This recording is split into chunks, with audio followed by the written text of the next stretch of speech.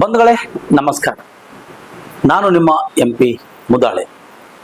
ಇವತ್ತು ಒಂದು ವಿಷಯವಾಗಿ ನಾನಿಂದಷ್ಟು ಫೇಸ್ಬುಕ್ಕಲ್ಲಿ ಬರ್ತಾ ಇದ್ದೀನಿ. ಏನಕ್ಕಪ್ಪ ಈ ವಿಷಯನ ಎತ್ಕೊಂಡು ನಾನು ಬರ್ತಾ ಇದ್ದೀನಿ ಅಂತಂದರೆ, ತಮಗೆಲ್ಲ ಗೊತ್ತಿರೋ ಹಾಗೆ ಕಲಬುರಗಿ ಜಿಲ್ಲೆಯಲ್ಲಿ ನಡೆದಿರುವಂತಹ 3 ಜನ ಅಪರಾಧಿಗಳ ಜೈಲು ಪರಾರಿಯ ವಿಷಯಕ್ಕೆ ಅನುಗುಣವಾಗಿ ಈ ವಿಚಾರವನ್ನು ನಾನಿಲ್ಲಿ ವಿಚಾರ ಮಾಡಿಕೊಂಡು ಬರ್ತಾ ಇದ್ದೀನಿ.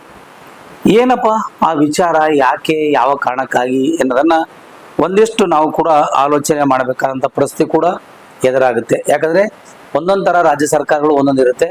ಕಾಂಗ್ರೆಸ್ ಸರ್ಕಾರ ಆಗಿರ್ಬೋದು, BJP ಆಗಿರ್ಬೋದು, JDS ಆಗಿರ್ಬೋದು, ಹಾಗೂ ಇನ್ನಿತರ ಯಾವುದೇ ಸರ್ಕಾರಗಳು ಆಯಾ ರಾಜ್ಯಗಳಲ್ಲಿ ಆಗಿರ್ಬೋದು, ಪರಾರಿಗಳು, ಈ ಅಪರಾಧಿಗಳು ಪರಾರಿಗಳಾಗಿ ಓಡೋಗೋದು ಸಹಜವಾಗಿರ್ತಕ್ಕಂಥ ಮಾತು. ಅದು ತಪ್ಪೋ ಸರಿಯೋ ಅನ್ನೋ ಬಗ್ಗೆ ಅಲ್ಲಿ ತನಿಖೆ ಆಗುತ್ತೆ. ತನಿಖೆ ಆದ ನಂತರದಲ್ಲಿ ಅಲ್ಲಿ ಸಂಬಂಧಪಟ್ಟಂಥ ಅಧಿಕಾರಿಗಳಿಗೆ ಅಮಾನತ್ ಮಾಡ್ತಾರೆ. ಅದಾದ ನಂತರದಲ್ಲಿ ಪನಿಷ್ಮೆಂಟ್ ಆಗುತ್ತೆ, ಏನೇನೋ ಆಗುತ್ತೆ ಇಲಾಖೆಯಲ್ಲಿ. ಆದರೆ ಆಗೋದಕ್ಕಿಂತ ಮುಂಚೆ ಒಂದಿಷ್ಟು ನಾವು ಅದನ್ನು ಗೌಪ್ಯಾಗಿ ಇಟ್ಕೊಳ್ಬೇಕು, ನಾವೆಲ್ಲರನ್ನ ಜೊತೆಗೆ ಇಟ್ಕೊಂಡು ಹೋಗಬೇಕು ಅನ್ನುವಂಥ ಮಾತು ಯಾರು ಕೂಡ ಊಹಿಸ್ಕೊಳ್ಳಿಕ್ಕಾಗಲಿಲ್ಲ. ಆದರೆ 3 ಜನ ಪರಾರಿಗಳು ಓಡೋಗಿದ್ದಾರೆ. ಏಕೆ, ಯಾವ ಕಾರಣಕ್ಕಾಗಿ, ಎತ್ತ ಅನ್ನೋದನ್ನು ಒಂದಿಷ್ಟು ಕೂಡ ನಾವು ಆಲೋಚನೆ ಮಾಡಬೇಕಾಗುತ್ತೆ. ಕಲಬುರಗಿಯ ಕೇಂದ್ರ ಕಾರಾಗೃಹದಿಂದ 3 ಜನ ಕೈದಿಗಳನ್ನು ತಪ್ಪಿಸಿಕೊಂಡು ಪ್ರಕರಣಕ್ಕೆ ಸಂಬಂಧಪಟ್ಟಿರೋ ಹಾಗೆ ಮತ್ತು ಅದಕ್ಕೆ ಅನುಗುಣವಾಗಿ ಹೇಳಲೇಬೇಕಾಗಿದೆ, ನಿರ್ಲಕ್ಷ್ಯ ಮತ್ತು ಕರ್ತವ್ಯ ಲೋಪಕ್ಕಾಗಿ ಸಂಬಂಧಿಸಿದ ಎಲ್ಲ ತರಹದ ಈ ಒಂದು ವಿಚಾರಕ್ಕಾಗಿ ಇಲ್ಲಿ ಹೇಳಲೇಬೇಕಾಗಿರುವಂಥ ಮಾತು ಅದು ಸಂಬಂಧಪಟ್ಟಂಥ ಜೈಲಾಧಿಕಾರಿಗೆ ಸಂಬಂಧಪಡುತ್ತದೆ.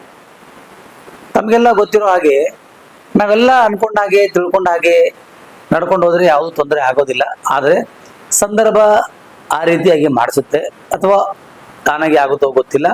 ಆದರೆ ಅದರ ನೋವು, ನಲಿವು, ಯಾತನೆ ಇವೆಲ್ಲ ಪಡ್ಕೊಳ್ಳೋದು ಆ ಸಂಬಂಧಪಟ್ಟಂಥ ಜೈಲಾಧಿಕಾರಿ ಬಿಟ್ಟಿರ್ತಕ್ಕಂಥ ವಿಷಯ. ಯಾಕಂದರೆ ಅವ್ರ ನಿಷ್ಕಾಳಜಿನೋ ಅಥವಾ ಕರ್ತವ್ಯಕ್ಕೆ ಲೋಪನೋ ಇನ್ನೊಂದು ಮಗದೊಂದು ಅದು ಸೆಕೆಂಡ್ರಿ, ಅದ್ರ ಬಗ್ಗೆ ನಾವು ಮಾತಾಡೋಕ್ಕೆ ಹೋಗೋದಿಲ್ಲ. ಅಲ್ಲಿ 3 ಜನ ಪರಾರಿಗಳು 20 ಅಡಿ ಎತ್ತರದಿಂದ ಜಿಗಿದು ಓಡೋಗ್ತಾರ ಅಂತಂದ್ರೆ ಅದೇನು ಸಣ್ಣ ಕೆಲಸನ? ಅಥವಾ ಪ್ರಿಯಾಂಕಾ ಖರ್ಗೆ ಅವರನ್ನ ಈ ಒಂದು ಗೃಹ ಸಚಿವ ಸ್ಥಾನಕ್ಕೆ ಕಳಂಕ ತರಬೇಕೆಂಬ ನಿಟ್ಟಿನಲ್ಲಿ ಕೆಲಸ ಮಾಡಿದ್ರ?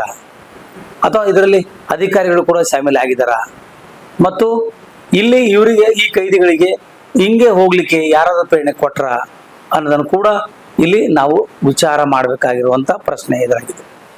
ಈಗಾಗಲೇ ತಮಗೆಲ್ಲ ಗೊತ್ತಿರೋ ಹಾಗೆ ಪ್ರಿಯಾಂಕಾ ಖರ್ಗೆ ಅವರು ರಾಜ್ಯದ ಗೃಹ ಸಚಿವರಾಗಿ ಆಗಿದ್ದಾಗಿನಿಂದ ಇಲ್ಲಿವರೆಗೂ ತನ ಬೊಬ್ಬೆ ಮೇಲೆ ಬೊಬ್ಬೆ ಹೊಡ್ಕೊಳ್ಳೋದಂತ RSS ಅವ್ರದ್ದು ಒಂದು ಪರಿಪಾಟಲಾಗಿದೆ. ಆ ಜೊತೆಯಲ್ಲಿ BJP ಅವರು ಮತ್ತು ಸಂಘ ಪರಿವಾರದವರು, ಬಜರಂಗ ದಳ, ಮತ್ತೊಂದು ದಳ, ಆ ದಳ ಎಲ್ಲ ಅದರಲ್ಲಿ ಸೇರ್ಕೊಂಡು ಒಟ್ಟಾರೆಯಾಗಿ ದಲಿತರ ಕೈಯಲ್ಲಿ ಗೃಹ ಖಾತೆ ಕೊಡಬಾರ್ದು ಎಂಬ ನಿಟ್ಟಿನಲ್ಲಿ ಈ ರೀತಿಯಾಗಿ ಒಂದಿಷ್ಟು ಅವರನ್ನ ಅಪಪ್ರಚಾರ ಮಾಡಬೇಕು ಎಂಬ ದೃಷ್ಟಿಕೋನದಿಂದ, ಅಥವಾ ಅವರಷ್ಟು ಬುದ್ಧಿವಂತರಲ್ಲ ಅನ್ನೋಗೋಸ್ಕರ ಇದು ತಮ್ಮದೇ ಅಂತ ರೀತಿಯಲ್ಲಿ ಕೆಲಸ ಮಾಡಿಕೊಂಡು ಹೋಗ್ತಾ ಇರೋದು ಇಲ್ಲಿ ಸಾವಿರಾರು ಜನಕ್ಕೆ ಗೊತ್ತಿರುವಂತ ವಿಷಯ. ಇದೇನು ಮುಚ್ಚಿ ಉಳ್ಕೊಂಡಿಲ್ಲ.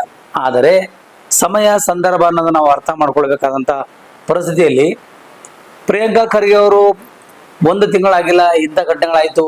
ಪ್ರಿಯಾಂಕಾ ಖರ್ಗೆ ಅವರು ಗೃಹ ಮಂತ್ರಿ ಆದ ತಕ್ಷಣ ಆಳಂದಲ್ಲಿ ಹಿಂಗಾಯ್ತು. ಪ್ರಿಯಾಂಕಾ ಖರ್ಗೆ ಅವರು ಗೃಹ ಮಂತ್ರಿ ಆದ ನಂತರದಲ್ಲಿ ಅವ್ರ ಕ್ಷೇತ್ರದಲ್ಲಿ ದಂಡೋತಿ ಗ್ರಾಮದಲ್ಲಿ ಸುಮಾರು ಜನ ಅಸ್ತವ್ಯಸ್ತ ಆಗಿದ್ರು, ಮಕ್ಕಳು, ಕಳಪೆ ಮಟ್ಟದ ಆಹಾರ ಸೇರಿಸಿ ಅಂತ ಒಂದ್ ಕಡೆ ಎಲ್ಲ BJP ಅವರು ಡಂಗೂರು ಸಾರಿಸ್ತಾ ಇದ್ದಾರೆ. ಸಾರಿಸ್ಲಿ, ತೊಂದರೆ ಇಲ್ಲ. ಆದರೆ ಕುಲಂಕುಷವಾಗಿ ಇದ್ರ ಬಗ್ಗೆ ನಾವು ಚರ್ಚೆ ಮಾಡಲೇಬೇಕಾಗಿರುವಂತ ಮಾತಿದು. ಯಾಕೆ ವಿಷಯನ ಇವತ್ತು ನಿಮ್ಗೆ ಹೇಳ್ತಾ ಇದ್ದೀನಿ ಅಂತಂದ್ರೆ, ಪ್ರಿಯಾಂಕಾ ಖರ್ಗೆ ಅವರು ಗೃಹ ಸಚಿವರಾಗಿ ಜವಾಬ್ದಾರಿ ವಹಿಸಿಕೊಂಡ ಮೇಲೆ ಗೃಹ ಇಲಾಖೆಯಲ್ಲಿ ಪ್ರತಿ ವಿಭಾಗಗಳಲ್ಲಿ ಪರಿಶೀಲನಾ ಸಭೆ ನಡೆಸಿ ಅವರಿಗೆ ಅದಕ್ಕೆ ಅನುಗುಣವಾಗಿ ಎಲ್ಲ ವಿಭಾಗಗಳನ್ನ ಬಲವರ್ಧನೆಗೆ ಯಾವ ರೀತಿಯನ್ನ ಉನ್ನತೀಕರಣ ಮಾಡಬೇಕು, ಅಗತ್ಯ ಕ್ರಮಗಳೇನು, ಕೈಗೊಳ್ಳಬೇಕಾದ ಕ್ರಮಗಳೇನು ಬಗ್ಗೆ ಈಗಾಗಲೇ ಪ್ರಿಯಾಂಕಾ ಖರ್ಗೆ ಅವರು ಆ ಅಧಿಕಾರಿ ಮಟ್ಟದಲ್ಲಿ ಸಭೆಯಲ್ಲಿ ತಿಳಿಸಿದ್ದಾರೆ. ರಾಜ್ಯದ ಪ್ರತಿಯೊಂದು ಕಾರ್ಯಾಗಾರದ ಸ್ಥಿತಿಗತಿ ಪರಿಶೀಲನೆ ಮತ್ತು ಬಂದಿಖಾನೆಗೆ ಸಂಬಂಧಪಟ್ಟಂತ ಸಿಬ್ಬಂದಿಗಳ ಕಾರ್ಯಕ್ಷಮತೆಗಳ ಬಗ್ಗೆ ಕೂಡ ಮಾಹಿತಿಗಳನ್ನ ನೀಡಿದ್ದಾರೆ. ಆದರೆ ಇಷ್ಟೆಲ್ಲ ನೀಡಿದ್ರು ಕೂಡ ಒಂದಿಷ್ಟು ಅವರಿಗೆ ಎಲ್ಲ ಒಂದು ಕಪ್ಪು ಚುಕ್ಕೆ ತರ್ತಕ್ಕಂಥದ್ದು, ಎಲ್ಲ ಒಂದು ಕಡೆಯಿಂದ ಈ ಅಸಮರ್ಥವಾಗಿ ಕೆಲಸ ಮಾಡ್ತಾರೆ, ಈ ಕೆಲಸ ಮಾಡ್ಲಿಕ್ಕೆ ಅವರ ಅಸಮರ್ಥರಲ್ಲ ಅಂತಕ್ಕಂಥ ಕೆಲ ಡೋಂಗಿಗಳು ಹೇಳ್ತಾ ಇದಾರಲ್ಲ, ಆ ಡೋಂಗಿಗಳಿಗೆ ಉತ್ತರ ಕೊಡೋಕೆ ಪ್ರಿಯಾಂಕಾ ಖರ್ಗೆ ಬಹಳಷ್ಟು ಬುದ್ಧಿ ಇದೆ, ಬಹಳಷ್ಟು ವಾಕ್ಚಾತುರ್ಯ ಇದೆ, ಬಹಳಷ್ಟು ಅವ್ರ ಕಡೆ ನೋವು, ನಲಿವು ಮತ್ತು ಅದರಲ್ಲಿ ಅತ್ಯಾಚಾರ ಅನ್ಯಾಯಕ್ಕೆ ಒಳಗಾಗಿರೋದನ್ನ ಪರಿಶೀಲನೆ ಮಾಡುವಂತ ಒಂದು ಕೆಪಾಸಿಟಿ ಇದೆ. ಸುಮ್ಮನೆ ಯಾರೋ ಹೇಳಿದ್ರು ನಾನು ಮಾಡಿದೆ ಅನ್ನೋದು ಅಲ್ಲದೆ ತಾನಾಗಿ ಖುದ್ದಾಗಿ ಆಲೋಚನೆ ಮಾಡಿ ಯಾವ ಡಿಸಿಷನ್ ತಗೊಳ್ಬೇಕು, ಇದು ಕೇವಲ ಒಂದೇ ಜಿಲ್ಲೆಗೆ ಸೀಮಿತ ಮಾಡೋದಲ್ಲದೆ ಇಡೀ ರಾಜ್ಯವನ್ನೇ ಯಾವ ರೀತಿಯಾಗಿ ಗೃಹ ಇಲಾಖೆಯನ್ನ ತನ್ನ ಹತೋಟಿಯಲ್ಲಿ ಇಟ್ಕೊಳ್ಬೇಕೆಂಬ ರೀತಿಯಲ್ಲಿ ನಮ್ಮ ಪ್ರಿಯಾಂಕ್ ಖರ್ಗೆ ಅವರು ಒಂದಿಷ್ಟು ಕೆಲಸ ಮಾಡ್ತಾ ಇದ್ದಾರೆ. ಮಾಡ್ತಾ ಇಲ್ಲ ಅಂತ ಹೇಳ್ತಾ ಇಲ್ಲ, ಕೇವಲ ಒಂದೊಂದು ತಿಂಗಳಾಯ್ತು, ಕೆಲ ಅಲ್ಪ ಸ್ವಲ್ಪ ದೋಷಗಳು ಆಗಿರ್ತವೆ, ಇಲ್ಲ ಅಂತ ಹೇಳ್ತಾ ಇಲ್ಲ.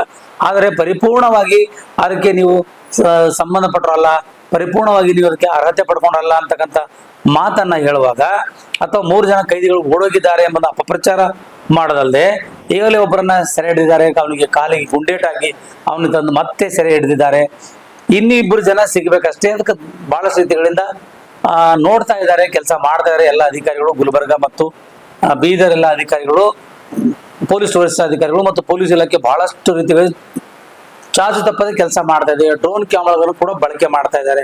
ಹೇಗಾದ್ರೂ ಮಾಡಿ ಮತ್ತೆ ಅವರನ್ನ ಆ ಶಿಕ್ಷೆ ಅನುಭವಿಸಲ್ದೆ ಈ ದೊಡ್ಡ ಶಿಕ್ಷೆಗೆ ಮತ್ತೆ ಅವರು ಹೊಣೆಯಾಗುತ್ತಾರೆ ಎಂಬ ಕಾರಣಕ್ಕಾಗಿ ಅವರು ಎಲ್ಲೋ ಅಡಗಿ ಕೂತಿರಬಹುದು ಅನ್ನೋ ಕಾರಣಕ್ಕಾಗಿ ಒಂದಿಷ್ಟು ವಿಚಾರ ನಡೀತಾ ಇದೆ. ಆದರೆ ಈ ವಿಚಾರಕ್ಕೆ ಸಂಬಂಧಪಟ್ಟಿರೋ ಹಾಗೆ ಈ ಏನು 3 ಜನ ಕೈದಿ ಕಾರ್ಯಗಳಿಂದ ಪರಾರಿಯಾಗಿದ್ದಾರೆ, ಅವರ ನಿಷ್ಕಾಳಜಿ ಇದೆ, ಪ್ರಿಯಾಂಕ ಖರ್ಗೆ ಅವರ ನಿಷ್ಕಾಳಜಿ ಇದೆ ಅನ್ನುವಂತ ಮಾತನಾಡ್ತಾ ಇದ್ರಲ್ಲ ಬಿಜೆಪಿಯವರು ಮತ್ತು RSS ಅವರು ಹಾಗೂ ಸಂಘ ಪರಿವಾರದವರಿಗೆ ಒಂದು ಮಾತು ಹೇಳಲಿಕ್ಕೆ ಇಷ್ಟಪಡ್ತಾ ಇದ್ದೀನಿ. ಏನ್ ಆ ವಿಚಾರವನ್ನ ಹೇಳಲೇಬೇಕಂದ್ರೆ 2010ರಲ್ಲಿ ಅವತ್ತು ಬಿಜೆಪಿ ಸರ್ಕಾರ ಇತ್ತು. ಆ ಬಿಜೆಪಿ ಸರ್ಕಾರದಲ್ಲಿ ಕೊಪ್ಪಳ ಜಿಲ್ಲೆಯಲ್ಲಿ ಕಾರ್ಯಾಗೃಹದಿಂದ 10 ಜನ ಪರಾರಿಗಳು ಅಂದ್ರೆ ಓಡೋಡ್ಲಿಕ್ಕೆ ಪ್ರಯತ್ನ ಪಟ್ಟಿದ್ರು. ಅದರಲ್ಲಿ 8 ಜನ ಪರಾರಿಯಾಗಿ ಹೋದ್ರು. ಅವತ್ತು ಕೂಡ ಬಿಜೆಪಿ ಸರ್ಕಾರ ಇತ್ತು. ಯಾಕೆ ಅದನ್ನ ಮರುಕಳಿಸ್ತಾ ಇಲ್ಲ? ಯಾಕೆ ಅದನ್ನ ನೀವು ವಿಚಾರ ಮಾಡ್ತಾ ಇಲ್ಲ? ನಿಮ್ಮ ಬಿಜೆಪಿ ಸರ್ಕಾರ ಅಧಿಕಾರದಲ್ಲಿದ್ದಾಗ 8 ಜನ ಕೊಪ್ಪಳ ಜಿಲ್ಲೆಯಿಂದ ಪರಾರಿಯಾಗ್ತಾರೆ, ಅದ್ರ ಬಗ್ಗೆ ಚಕ್ರ ಎತ್ತು ಮಾತಾಡಲ್ಲ. ಅವತ್ತಿನ ಗೃಹ ಸಚಿವರು ಅದ್ರ ಬಗ್ಗೆ ಹೇಳಲಿಕ್ಕೆ ಆಗಲ್ಲ, ಅವರು ಅಸಮಂತರ ಇಲ್ವಾ? ಆ ರೀತಿಗೆ ಅನುಗುಣವಾಗಿ ಸಂಬಂಧಪಟ್ಟಂಗೆ ತಿಳಿದುಕೊಂಡ ರೀತಿಯಲ್ಲಿ ಆ ಕಾರ್ಯಗಳಲ್ಲಿ 8 ಜನ ಕೈದಿಗಳನ್ನ ಪರಾರಿಯಾಗಿದ್ರು. ಅದು ಒಂದು ಇತಿಹಾಸದಲ್ಲಿ ಅದು ಬಹುದೊಡ್ಡ ಪ್ರಕರಣ ಅಂತೇಳಿ ಬೆಳಕಿಗೆ ಬಂತು. ಗೃಹ ಸಚಿವರ ವೈಫಲ್ಯವೆಂದು ಬಿಜೆಪಿಯವರು ಹೇಳಕ್ಕೆ ಯಾಕೆ ಆಗ್ತಾ ಇಲ್ಲ ಅಂತಕ್ಕಂಥ ಪ್ರಶ್ನೆ ಇವತ್ತು ನಮ್ಮನ್ನು ಕೂಡ ಕಾಡ್ತಾ ಇದೆ. ಬಿಜೆಪಿ ಅವಧಿಯಲ್ಲಿನ ಪರಪ್ಪ ಗೃಹ ಕೇಂದ್ರ ಕಾರ್ಯಾಗೃಹದಲ್ಲಿ ಅತಿಥಿ ಗೃಹ ಬದಲಾಗಿ ಕೈದಿಗಳಿಗೆ ಸಕಲ ಸವಲತ್ತುಗಳು, ರಾಜ್ಯಾತಿಥಿಗಳನ್ನ ನೀಡುವಂತ ಕೆಲಸ ನಡೆದಿತ್ತು. ಅದು ಕೂಡ ಮರೆಮಾಚಿಲ್ಲ, ಅವ್ರ ಬಗ್ಗೆ ಹೇಳಕ್ ಹೋಗ್ತಾ ಇಲ್ಲ. ಆದರೆ ಈ ರೀತಿಯಾಗಿ ಕೇವಲ ಒಂದೇ ಒಂದು ಜಿಲ್ಲೆಗೆ ಸೀಮಿತವಾಗಿರ್ತಕ್ಕಂಥ ಇಲ್ಲಿ ಯಾರೋ ಒಬ್ಬ ಹಿಂದೆ ಒಂದು ದೊಡ್ಡ ಷಡ್ಯಂತ್ರ ಇದ್ದಿರಬಹುದು ಅಂತಕ್ಕಂಥ ಮಾತು ಕೂಡ ಇಲ್ಲಿ ನಮ್ಗೆ ಕೇಳಿ ಬರ್ತಾ ಇದೆ. ಆದ್ರೆ ಅದು ತನಿಖೆಯಲ್ಲಿ ಗೊತ್ತಾಗಬೇಕು, ಗೊತ್ತಾಗೇ ಆಗುತ್ತೆ, ಆಗೋದಿಲ್ಲ ಅಂತಲ್ಲ. ಈಗ ಒಬ್ಬರಿಗಂತೂ ಹಿಡಿದಿದ್ದಾರೆ, ಇನ್ನು ಇಬ್ಬರನ್ನು ಸಿಗ್ಬೇಕಷ್ಟೇ. ಆ 2 ಜನ ಸಿಕ್ಕರೆ ಅದು ಮಾತೇ ಬೇರೆ ಆಗುತ್ತೆ.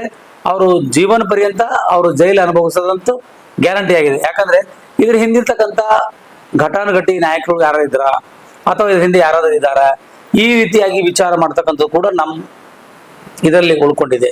ನಾವು ಅದು ಸಾಧಕ ಬಾಧಗಳ ಚರ್ಚೆ ಮಾಡ್ಬೇಕಂತ ಅನಿವಾರ್ಯತೆ ಕೂಡ ನಮಗಿದೆ ಅಂತಕ್ಕಂಥ ಮಾತನ್ನ ಇಲ್ಲಿ ಹೇಳಬೇಕಾಗಿದೆ. ಬಿಜೆಪಿ ಮತ್ತು RSS, ಸಂಘ ಪರಿವಾರ, ಬಜರಂಗ ದಳ ಇವರೆಲ್ಲರೂ ಸೇರ್ಕೊಂಡು ಏನ್ ಮಾಡ್ತಾರಪ್ಪ ಅಂದ್ರೆ, ಒಬ್ಬ ದಲಿತ ಮುಖ್ಯಮಂತ್ರಿ ಅಥವಾ ದಲಿತ ಗೃಹ ಸಚಿವರಾಗಿದ್ದ ಕಾರಣಕ್ಕಾಗಿ ಪ್ರಿಯಾಂಕ ಖರ್ಗೆ ಬಹಳಷ್ಟು ಬುದ್ಧಿವಂತ ಇದ್ದಾರೆ. ಅವ್ರು ಹೇಗಾದ್ರೂ ಮಾಡಿ ನಮ್ಮ ಹಾದ್ಬಸ್ತನ ಇಟ್ಕೊಳ್ಳುವಂತ ಕೆಲಸ ಮಾಡ್ತಾರೆ.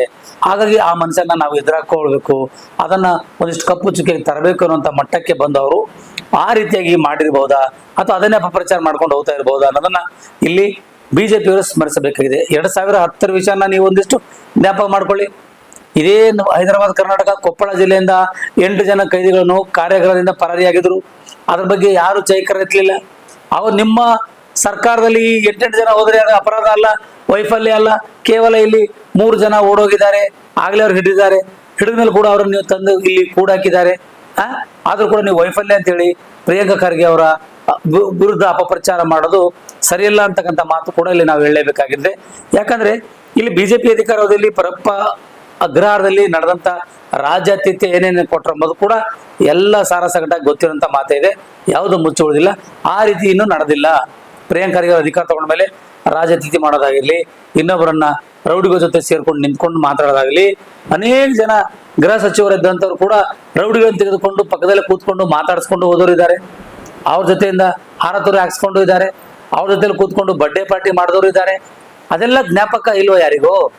ಕೇವಲ ಒಬ್ಬ ಈ ಪ್ರಿಯಾಂಕ ಖರ್ಗೆ ಈ ಒಂದಿಷ್ಟು ಗೃಹ ಖಾತೆ ಕೊಟ್ರಿ, ಸಣ್ಣ ವಯಸ್ಸಿನಾಗ ಅವನಿಗೆ ಕೊಡಬಾರ್ದಿತ್ತು, ಈ ರೀತಿ ಕೊಟ್ಟ ಮೇಲೆ ಮತ್ತೆ ಒಂದಿಷ್ಟು ಜಾಸ್ತಿ ಮಾಡ್ತಾ ಇದ್ದಾರೆ, ಅಭಿವೃದ್ಧಿ ಕಡೆ ಮಾಡ್ತಾ ಇಲ್ಲ ಅಂತೇಳಿ. ಹಾಗಾದ್ರೆ ನಿಮ್ಮ ಅವಧಿಯಲ್ಲಿ ಯಾರು ಅವತ್ತು ಗೃಹ ಮಂತ್ರಿ ಆಗಿದ್ರು ಅವ್ರು ಯಾವತ್ತರ ಅವ್ರ ಜಿಲ್ಲೆಗೆ ಏನು ಗಮನ ಕೊಟ್ಟಿದ್ರ, ಅಥವಾ ಇಡೀ ರಾಜ್ಯ ಕಡೆ ಅವ್ರು ಗಮನ ಕೊಟ್ಟಿದ್ರ? ಇಲ್ಲ. ಕೇಂದ್ರ ಸ್ಥಾನವಾಗಿರ್ತಕ್ಕಂಥ ಬೆಂಗಳೂರಿನಲ್ಲಿ ಅವರು ಠಿಕಾಣಿ ಹುಡ್ಕೊಂಡಿದ್ರು. ಯಾವಾಗೋ 6 ತಿಂಗಳಿಗೊಮ್ಮೆ 3 ತಿಂಗಳಿಗೊಮ್ಮೆ ಬಂದು ಒಂದಿಟ್ಟು ನಮ್ಮ ಜಿಲ್ಲೆಗಳಿಗೆ ಬಂದಿಟ್ಟು ಸೆಲೆಕ್ಟ್ ಮಾಡ್ಕೊಂಡು ಹೋಗಿ ಅವ್ರವ್ರ ಕೆಲಸ ಮಾಡ್ಕೊತಾ ಇದ್ರು. ಅದು ಎಲ್ಲರಿಗೂ ಗೊತ್ತಿರುವಂತ ವಿಚಾರ. ಆದರೆ ಈ ಒಂದು ಹೈದರಾಬಾದ್ ಕಲ್ಯಾಣ ಕರ್ನಾಟಕ ಭಾಗದಲ್ಲಿ ಒಬ್ಬ ದಲಿತ ನಾಯಕರಿಗೆ ಗೃಹ ಖಾತೆ ಕೊಟ್ಟಿರೋದು ಇವರಿಗೆ ಹಿಡಿಸ್ಕೊಳ್ಳಿಕ್ ಆಗ್ತಾ ಇಲ್ಲ. ಈ RSS, ಬಜರಂಗ ದಳ ಮತ್ತು ಇವೇನೇನ್ ಇದಾವಲ್ಲ ಸಂಘ ಪರಿವಾರಗಳು, BJP, ಇವರನ್ನ ನಿಜವಾಗ್ಲೂ ದಲಿತರನ್ನು ಕಂಡ್ರೆ ಆಗಲ್ಲ. ಅಂದಮೇಲೆ ಇವರೆಲ್ಲ ಹೇಗೆ ಸಹಿಸ್ಕೋತಾರೆ ಅನ್ನೋದನ್ನ ಬಹಳಷ್ಟು ಗಂಭೀರವಾಗಿರ್ತಕ್ಕಂಥ ಮಾತನ್ನ ನಾವಿಲ್ಲಿ ಚರ್ಚೆ ಮಾಡಬೇಕು. ಬಂಧುಗಳೇ, ಈ ಚರ್ಚೆನ ನಾನು ಇಲ್ಲಿಗೆ ನಿಲ್ಲಿಸ್ತಾ ಇದ್ದೀನಿ. ಯಾರೆಲ್ಲ ಈ ಚರ್ಚೆ ಯಾಕೆ ನಿಲ್ಲಿಸ್ತಾ ಇದ್ದೀನಿ, ಇನ್ನೂ ನಮ್ಮ ಅತಿಥಿಗಳು ಬರಬೇಕಾಗಿತ್ತು, ಅವ್ರು ಬಂದಿಲ್ಲ ಕಾರಣಕ್ಕಾಗಿ ಇವತ್ತು ಈ ಚರ್ಚೆನ ಇಲ್ಲಿಗೆ ನಾನೇ ಇದಕ್ಕೆ ಮುಕ್ತಾಯಕ್ಕೆ ಮಾಡ್ತಾ ಇದ್ದೀನಿ. ದಯವಿಟ್ಟು ಈ ಒಂದು ಕೈದಿಗಳ ಪರಾರಿಯಾಗಿರೋ ವಿಷಯಕ್ಕೆ ಅನುಗುಣವಾಗಿ ಮತ್ತು ಕೊಪ್ಪಳ ಜಿಲ್ಲೆಯಲ್ಲಿ 2010ನೇ ಸಾಲಿನಲ್ಲಿ 8 ಜನ ಕೈದಿಗಳು ಪರಾರಿ ಆಗ್ತಾರೆ. ಅದ್ರ ಬಗ್ಗೆ ಮತ್ತು ಇದ್ರ ಬಗ್ಗೆ ಚರ್ಚೆ ಆಗಬೇಕು. ನಿಮ್ಗೆ ಯಾರ್ಯಾರಿಗೆ ಅನಿಸಿಕೆ ಇದೆಯೋ ಕಮೆಂಟ್ ಅಲ್ಲಿ ಬರೆದು ಹಾಕ್ಬೋದು. ಇಲ್ಲಿ ಯಾವುದೇ ರೀತಿಯಿಂದ ನಮಗೆ ಅಭ್ಯಂತರಗಳಿಲ್ಲ ಯಾರ್ದು. ಯಾಕಂದ್ರೆ ಇಲ್ಲಿ ನಾವು ರಿಯಲೈಸ್ ಮಾಡಬೇಕಾಗಿದೆ. ಯಾವ್ದು ಸರಿ ಯಾವ್ದು ತಪ್ಪು ಜಜ್ಮೆಂಟ್ ಮಾಡೋದು ಎಲ್ಲ ನೀವು, ನಾನಲ್ಲ. ಆದ್ರೆ ಹೇಳ್ತಕ್ಕಂಥ ವಿಷಯನ ಅಥವಾ ಎಲ್ಲಿ ತಪ್ತಾ ಇದೆಯಾ ಸರ್ಕಾರ, ಹಿಂದಿನ ಸರ್ಕಾರ ಏನು ತಪ್ಪಿದೆ ಅನ್ನೋದನ್ನ ನಿಮ್ಗೆ ತೋರಿಸ್ಬೇಕಾಗಿಂತ ಕೆಲಸಕ್ಕಾಗಿ ಕೆಲಸ ಮಾಡ್ತೇವೆ. ದಯವಿಟ್ಟು ಯಾರೆಲ್ಲ ಈ ಸುದ್ದಿ ನೋಡಿದ್ರು ದಯವಿಟ್ಟು ಸಬ್ಸ್ಕ್ರೈಬ್ ಮಾಡ್ಕೊಳ್ಳಿ, ಲೈಕ್ ಮಾಡಿ, ಶೇರ್ ಮಾಡಿ, ಕಮೆಂಟ್ಸ್ ಮಾಡೋ ಮೂಲಕ ಈ ಒಂದು ಚಾನಲ್ಗೆ ಸಹಕಾರ ಮಾಡಬೇಕಾಗಿ ಈ ಮೂಲಕ ಮನವಿ ಮಾಡ್ಕೊತೇನೆ. ಮತ್ತೆ ಮುಂದಿನ ಚರ್ಚೆಗೆ ಬರ್ತೀನಿ. ಅಲ್ಲಿವರೆಗೂ ನಮಸ್ತೆ.